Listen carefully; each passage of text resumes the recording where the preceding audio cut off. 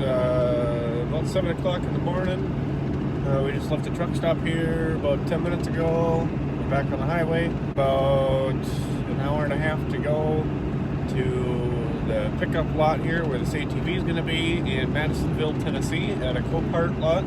So we'll be there about 8:25 this morning. So hopefully it won't be super busy, but I'm willing to bet it will be since it's a Monday and it's early morning, so we'll see how all that's going to go. But anyway, we're back on the road, so I'm going to focus on driving here and we'll see you at the Copart lot.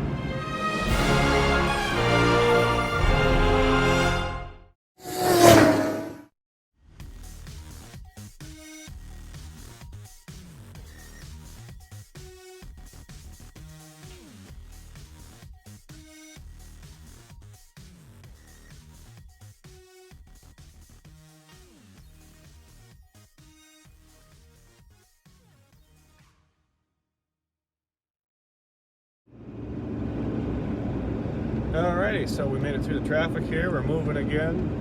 There was just an accident there. It looked like at least 2 cars. I don't know how well it turned out on the camera yet, but you can see one looked like it was rear-ended pretty darn good. So somebody was probably at a stop for some reason, and somebody else wasn't paying attention because that looked like a pretty good speed rear-end collision. So that one didn't look so good, but didn't look like anybody probably would have been hurt too badly in that at least. So that was good. Anyway, we're past that now, so traffic's moving good. We're doing 60, 65 miles an hour again, so we should be able to make some good time here. Back on the normal schedule. The crash set us back just about 20 minutes, a little less, 17 to be exact according to the GPS right now. But anyway, I'm going to get back to focusing on driving here and we'll be on our way. So this is where the GPS is really weird sometimes. It seems to bring you some of the most goofiest ways possible that it claims is the fastest or shortest route, depending on how you have it set. Yet, anytime it does that, it almost seems longer when it wants to bring you on weird back roads like this. And you can see this is a pretty narrow road. It's about a car and a half wide here. A little worse with the trailer. Luckily, it seems to be a low traffic road. I've only seen 1 car, so passing isn't an issue really. And even if it was, there's enough spots that it's wide enough you can go off the edge a little bit pretty safely and in 1/4 mile, turn left on Plaza Drive. But anyway, you can see we're on a really weird little back road here. I don't know if this just happens to be one of the few ways to get over here from where I was, or for whatever reason the GPS just somehow thinks this is a shortcut and I could have stayed on the highway somewhere or more of a main road. I have no clue, and that's the really sucky part about this job. Turn left on Plaza Drive. Is when you have no clue where you are and because the GPS wants to take you a way that you don't know if there's a better way than where it's bringing you, so you're almost forced. Continue 3/4. You're almost forced to just follow where it tells you to go. Lucky in a case like this, at least I've got a small truck and trailer, so for the most part, roads like this really aren't a problem, and I don't have to worry about weight restrictions, that kind of thing, per axle limits anyway. Now, if I had a bigger truck, this would be a little different. Then I would probably have to get one of those GPSs that knows the truck routes and restrictions and stuff like that, so it wouldn't bring me these goofy ways, because obviously if I had, say, a 40-foot gooseneck trailer or something, this would not really be an ideal road to be on without a pickup or delivery point being on this road. And even then, it wouldn't be the most ideal road. It is getting a little better here now, but anyway, we're just about to this Copart lot. Some of them are in really goofy places where I end up always taking a goofy route like this. They kind of seem to be in the middle of nowhere. So we'll be there in about a minute and a half here according to the GPS. So thanks to the magic of YouTube, we'll see you in less than half a second. Alrighty, so here we are. Just coming in to the lot. generally these places always tend to give me a problem, and the people working the counter always seem to be like extra crabby for some reason, or not very friendly, which is ironic for a place that's usually all about customer service. At least they claim to be anyway. That one's smashed up pretty decent. It's always interesting to see some of the vehicles that are in here. You can see that one turned into a barbecue. So I'm gonna get parked, go into the office here and get our paperwork done and see if we can get the ATV that we're here for. So we will see you again in another half a second. All right, so we're in the yard here. We went into the office, got all the paperwork done. They're pretty friendly today. Usually I have pretty bad luck at these places, but this one was okay today. The lady was decently nice and had my paperwork done in no time, helped me right away. Normally I'm standing there for at least 5, 10, 15 minutes before someone will finally help me. I don't know if some of them are just busy, but half the time I barely get acknowledged, so it's kind of nice to actually be able to walk in for once, be acknowledged right away and helped right away. I don't always expect help right away, but it certainly is nice to walk in and at least have someone acknowledge you, so you know that they'll be with you, you know, when they get a chance to. But yeah, if you ever buy a car from these places, you got to be careful, because obviously the car itself is generally smashed up, as most of these seem to be like insurance buyouts, kind of like all them ones there that are smashed up. But the bigger problem is sometimes there's going to be more to the eye than you can see, because what happens is when they're picking these up with those forklifts, some of these guys are just careless and reckless as ever, and they just shove the forks right under the car and don't care if they rip the exhaust off or anything like that, or snowmobile or whatever you got. The guy that buys these ATVs that I bring to, he's actually had plenty of snowmobiles where they've ripped off half the track assembly or busted out the shocks or whatever it is by shoving the forks through it, and Copart takes no responsibility over any extra damages that they cause. They don't even care. So that's one of the unfortunate things, and you can see they whip through here pretty quick sometimes. Some of these guys are pretty good operators, and other times they're pretty unsafe with how fast they whip around these places. Obviously, it all depends on the operator, not Copart itself, because each operator is going to be different about how they go about things. Some are going to probably whip around like that, and others I've seen drive pretty nice. So anyway, we're just going to keep sitting here and wait for our ATV to show up here, and we'll see how long that's going to take. All right, so here we are. You can see it's coming out. I'm going to move because I got it blocked in over here by stupid people. So I'm going to see if I can move somewhere that's a little better, that they can actually get that thing up on the trailer for me here.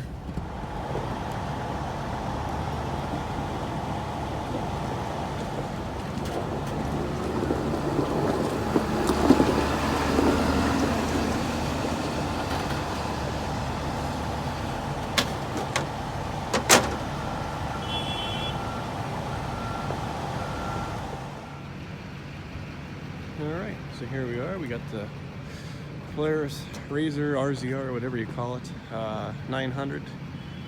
This one doesn't seem damaged too badly compared to most of the ones. Usually the front wheel's busted off or something for these ones, so this one is actually in pretty decent shape. So they must have done something else to it. For that, or they rolled it or something, I'm not quite sure. But anyway, we're gonna move this thing backwards on the trailer because I don't want it all the way up front. Why on earth he loaded it all the way up front is beyond me. So it's whatever. We got a winch. We'll make it work.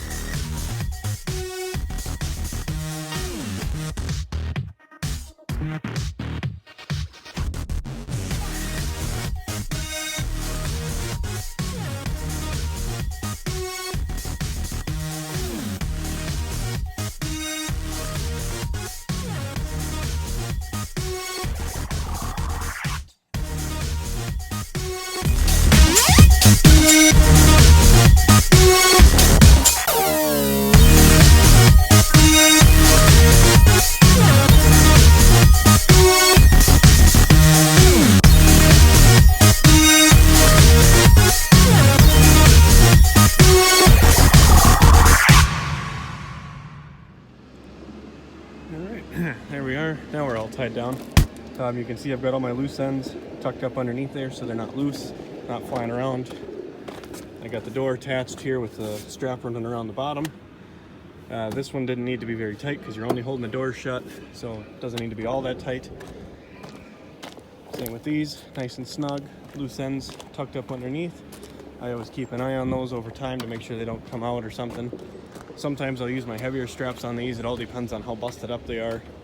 This one's in pretty good shape actually, so I don't have to worry too much about this one. But anyway, that's it for that. So we're gonna get back in the truck here and we're gonna hit the road and be on the way.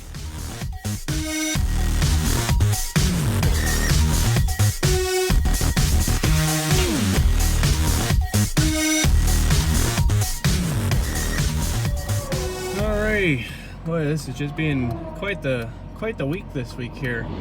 This is the most problems I've ever had on any of my trips. Anyway, if you can see it, it doesn't really look like it right now, but tire's flat again, so we're gonna pop that tire off. We're just gonna run 2 out of the 4 tires now, I guess, and see what happens. I don't know if the plug came out or if it finally started leaking enough from the drive-in or something, or who knows what. So for now, we're just gonna take it off and hopefully we don't get run over out here, but I'm gonna go throw my reflective vest on here quick and grab my tools and pop that tire off as quick as I can. All right, so today has been just kind of a pain here. After we got the ATV picked up, that at least went good. Ended up getting that flat tire as you just saw there. All I did was pull it off and just throw it in the back of the truck because I didn't have another tire right now. So we were just running 2 out of the 4 tires again. I got to the truck stop here, go to fill up with fuel, and then the pump's not working. I go back inside to tell them to try it again. The pump still wasn't working. So I pull ahead so I can get out of the way of the other semi-trucks because I use the big diesel pumps. They flow a lot faster, obviously, and then that's the only way I can get the diesel gallons for my rewards for the love stations is if I go to those ones, because if I go to the standard diesel pump, I don't get the gallons for diesel. I only get points per dollar. So I like to use the bigger ones for that reason. So I decided to just pull ahead, get out of the guy's way, and try to figure something else out. And then I waited to see if it would do it to him, and it did the same thing to him. So both of us went inside to try telling him what it was doing, and the manager tried telling us, oh, well, you know, how long you've been sitting there? If you don't tell us, we don't know, kind of thing. It's like, well, we're trying to tell you right now.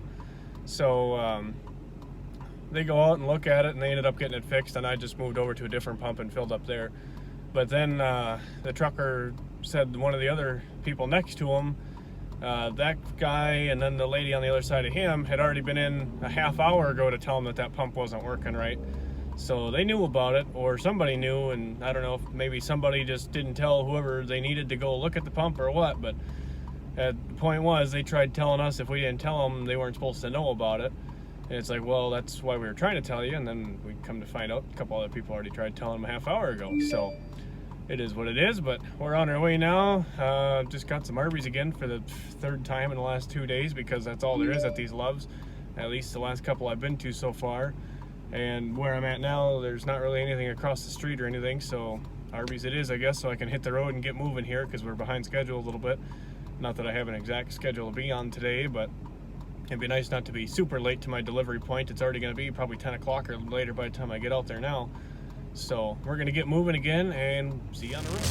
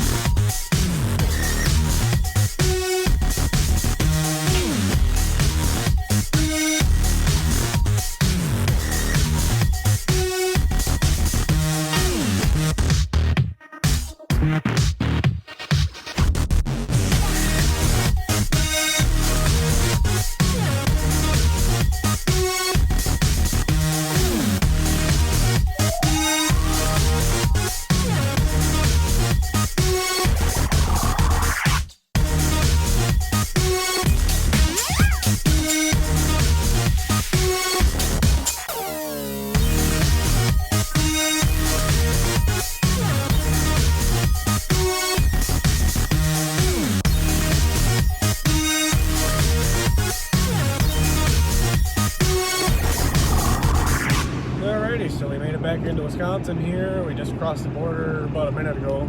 I missed the sign, but it is what it is.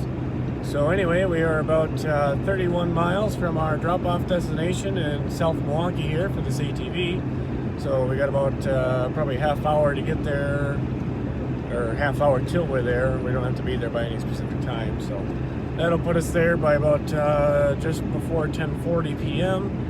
So we'll get there, get this thing unloaded, and we'll be on our way home, which is another 200, 300 miles home from there, I think it is. So we'll see you at the drop-off site. Alrighty, ladies and gentlemen, here we are. Just getting up to the drop-off point here. It's 10:40 p.m. So we're going to start getting unloaded here, and I would imagine that the guy will be outside in just a couple minutes here as soon as he realizes I'm here, just like normal.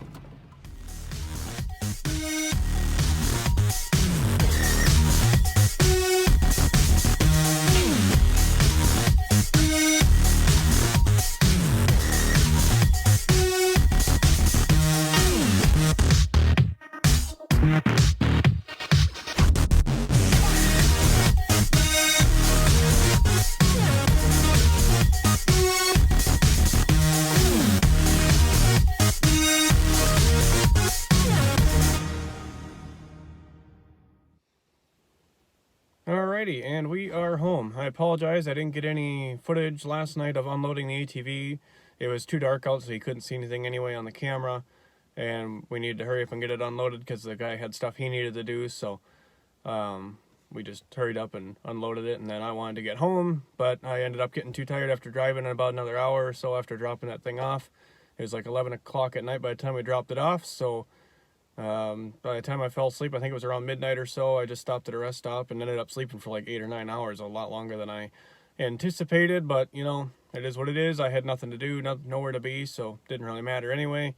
And obviously we don't want to drive when we're tired because it's not worth the risk. So you know, that's what we ended up doing, was stopping, and we're home now. So I'm gonna get the truck unloaded, get everything packed away again and cleaned out and all that good stuff. So anyway, we'll see you on our next trip, and thanks for watching.